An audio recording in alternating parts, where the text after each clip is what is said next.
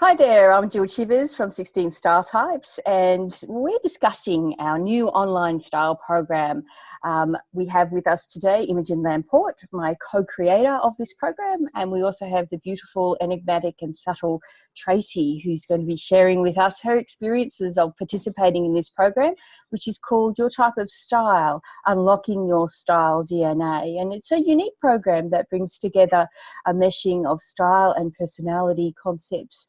And we're really interested to hear from Tracy about your experiences in participating in the program. And perhaps you might start with, some of your key insights that you got from participating.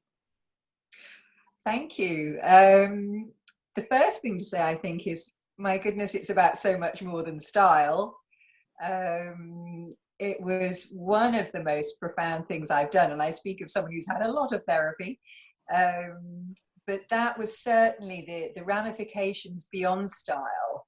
In fact, we start not with style at all, don't we? We start with influences of our current lifestyle and so on. So that was a really important thing for me, because for an INFJ, or perhaps me in particular, I'm not sure, this feeling of congruence, of wanting your outside to match your inside, became just so ingrained as I went through the 12 weeks. I mean, I knew it was important before, but I kind of hadn't realized how much. And so that was huge, this feeling of, oh, this is who I am, and that's okay.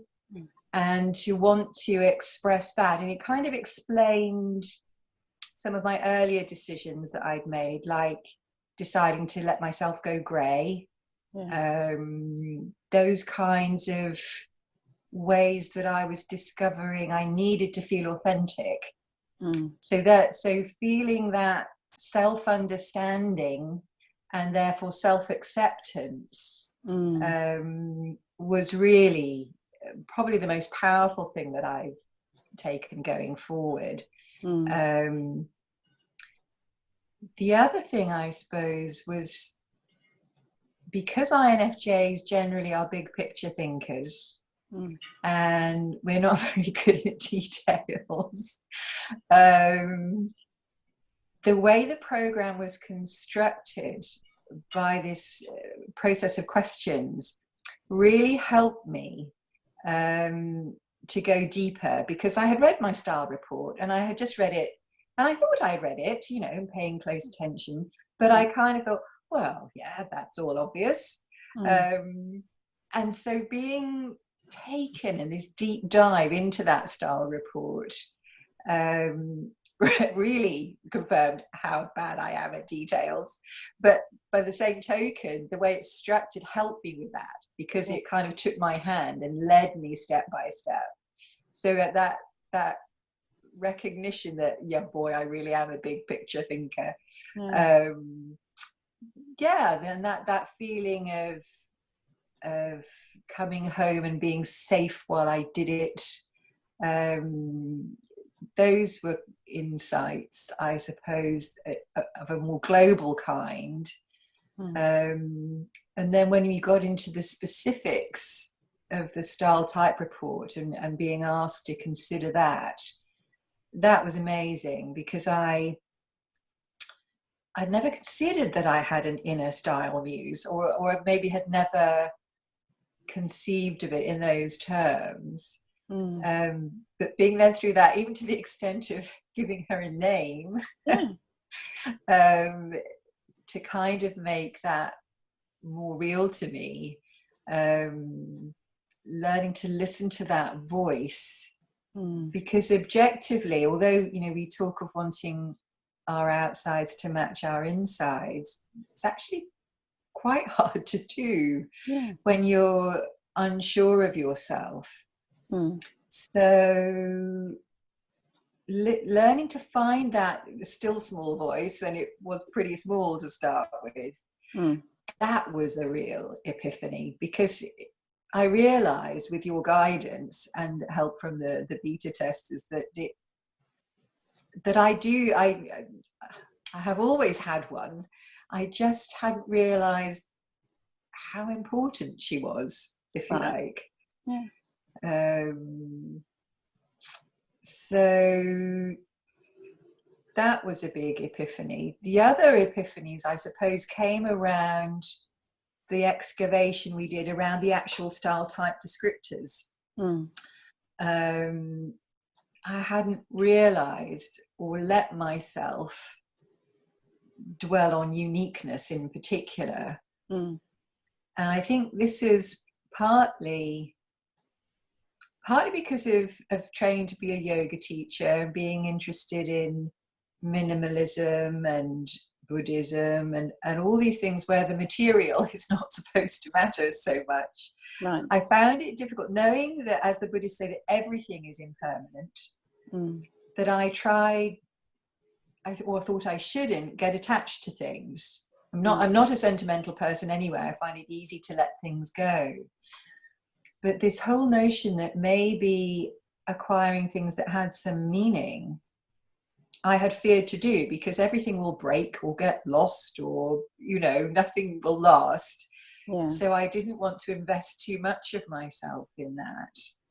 And yet, through the program, I began to realize actually how important this was, that things needed to have meaning in some way, whether that was because they chimed with my values or spoke to some other part of me.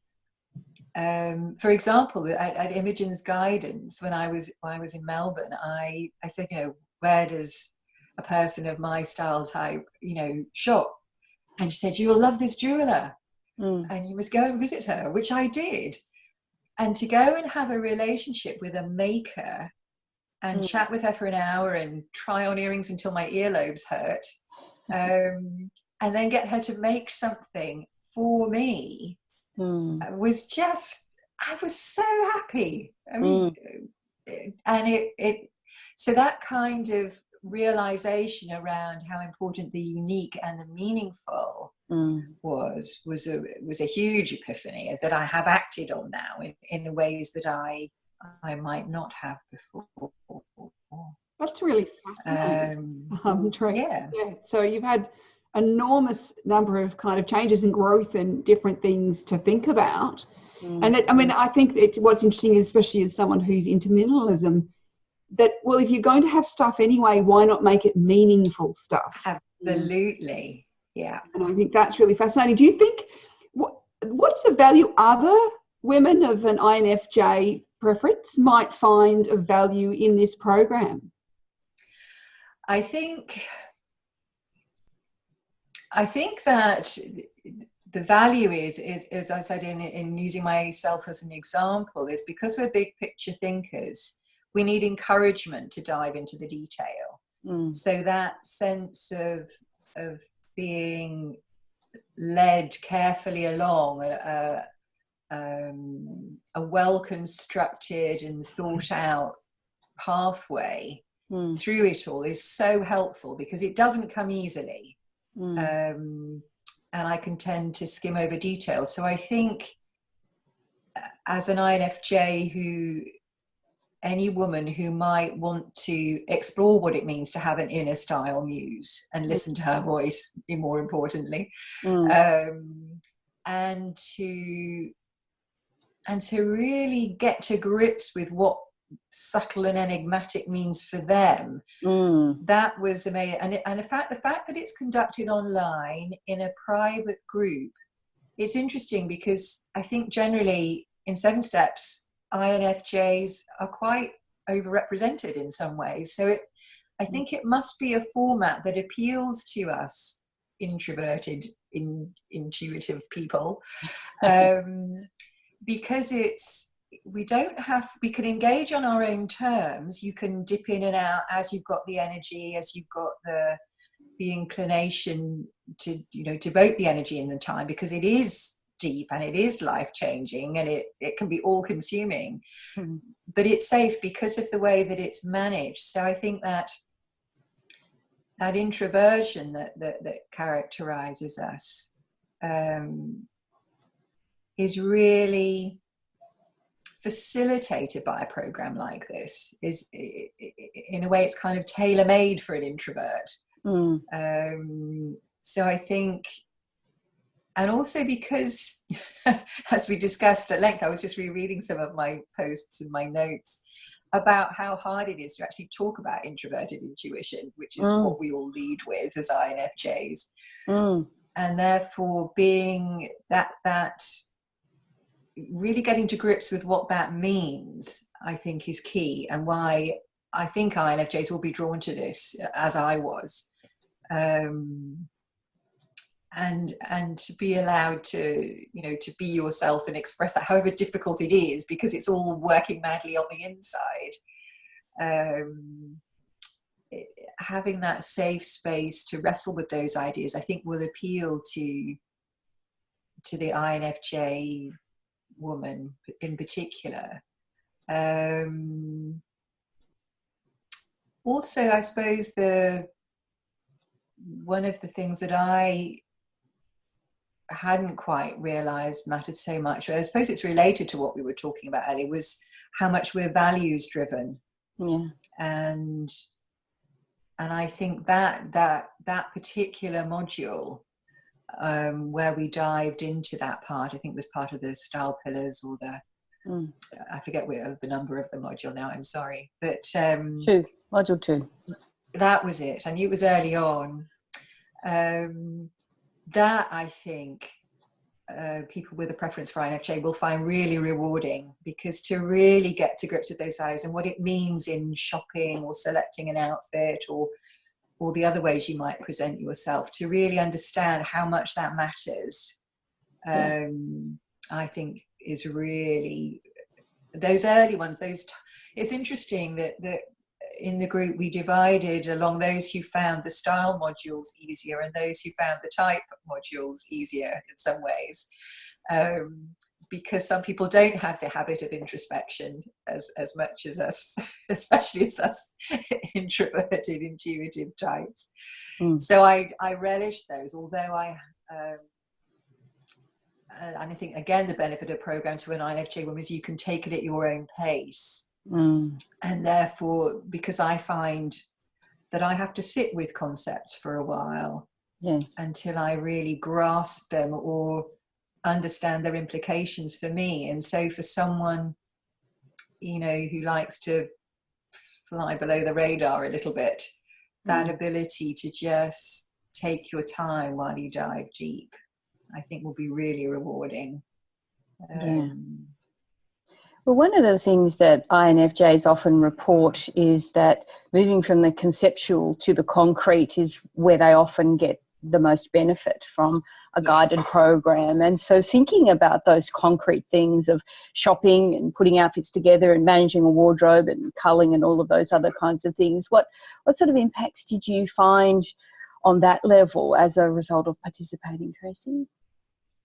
Yeah, that was really, really helpful. As you've kindly pointed out, we like to stay in our heads.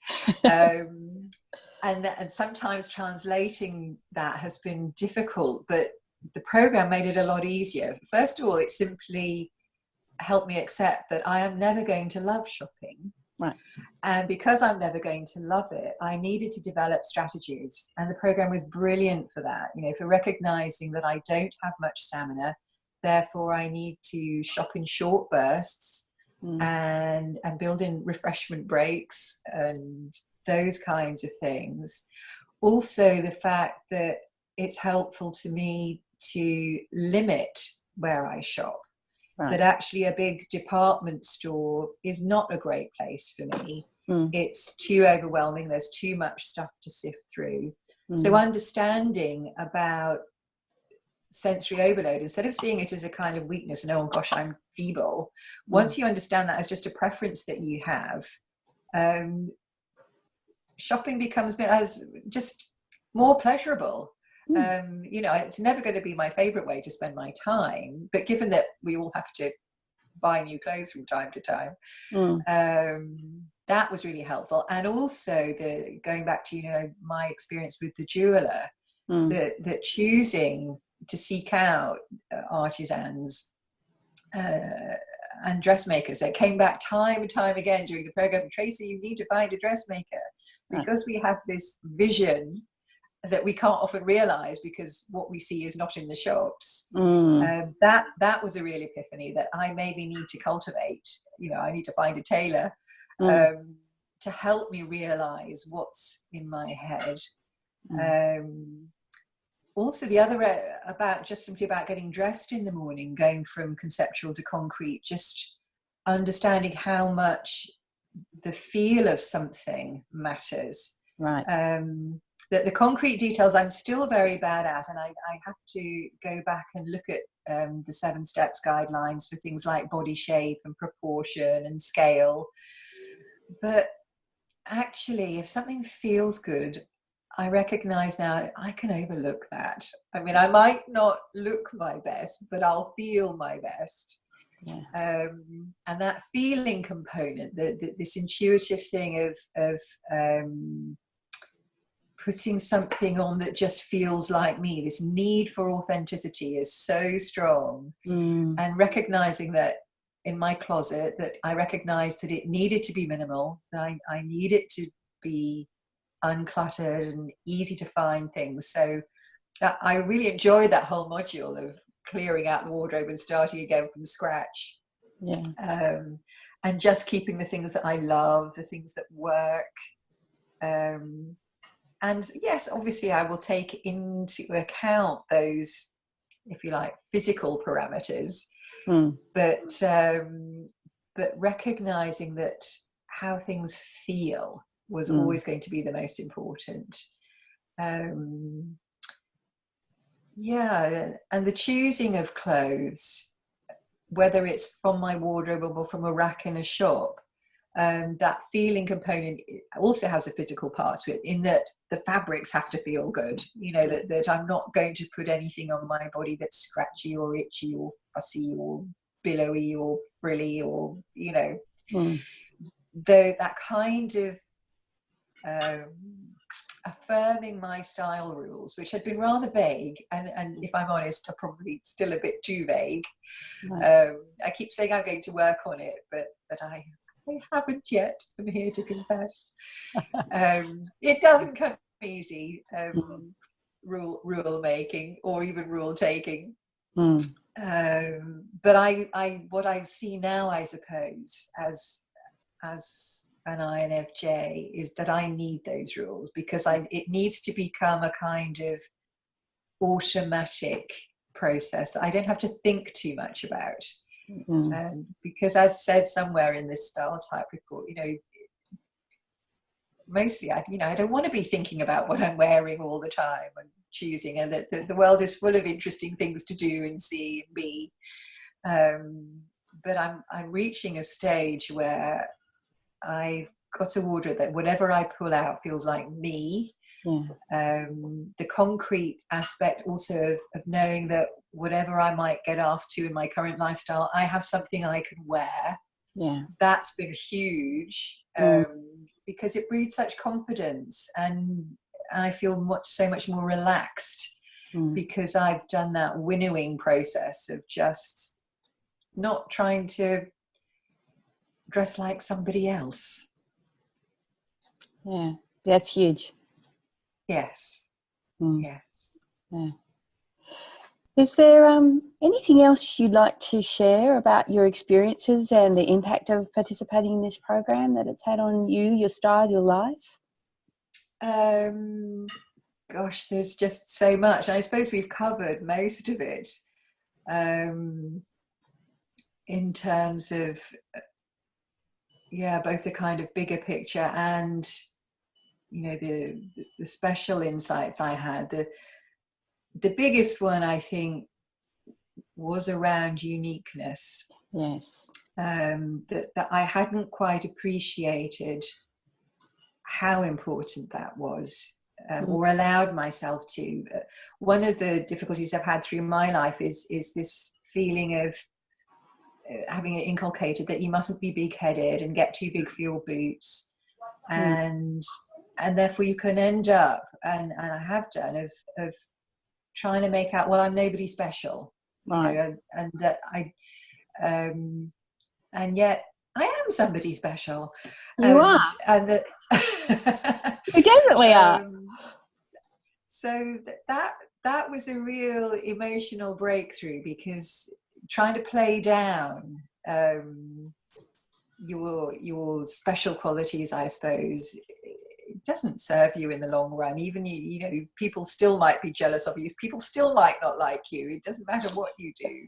True. So you might as well, you know, celebrate your uniqueness, and therefore reflect that in what you choose to wear and adorn yourself with, and so on. And in the same way, I remembered posting about all these contradictions I found in myself. And that one of my lovely beta sisters had pointed out, well, enigmatic is in your style type descriptor. And so the Walt Whitman containing multitudes thing just became, well, duh. You know, it was a real grounding and yet elating realization was that instead of seeing all these contradictions as somehow problematic, they're just interesting and make me not easily sum upable, if you like. So the subtle part of the style type descriptor was also important, because I realized, although I might like to be taken seriously and seen as an intelligent, thinking, feeling woman, I'm not ever going to shout about it or want to be overly dramatic about it, but that maybe being subtly effective, it was something that I could work towards, and that was just feeling some comfort with that, saying, well, to be taken seriously, you don't have to be standing in black and white and red and yelling through a megaphone, you know. So those things, that feeling of accepting that, coming home to that, and that was my biggest takeaway. I'm still poor at the practicalities sometimes, but the feeling of it's okay to be me, and it's okay for other people to be themselves as well. That was a huge takeaway from the whole program.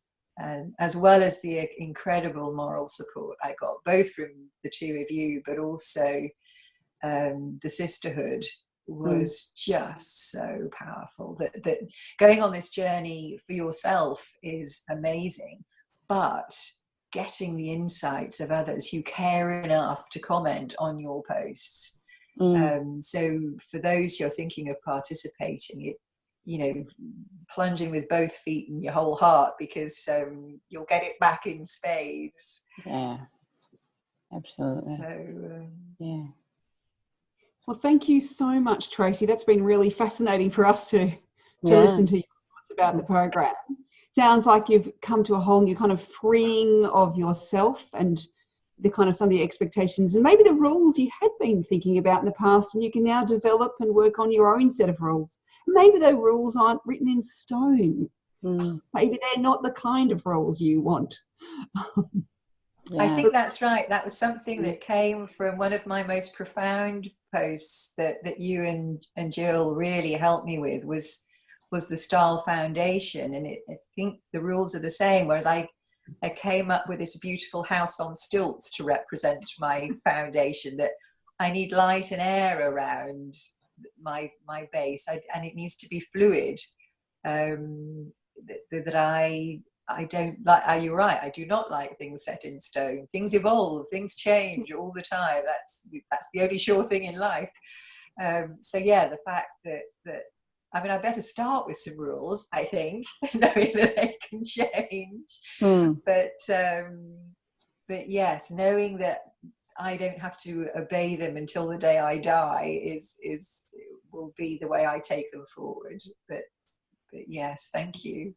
Thank you very much. It's been wonderful to hear about your experiences and just, you know, how much you've gotten out of it, which of course is directly related to how much you put into it. Thank you so much, Tracy. Thank you for creating it.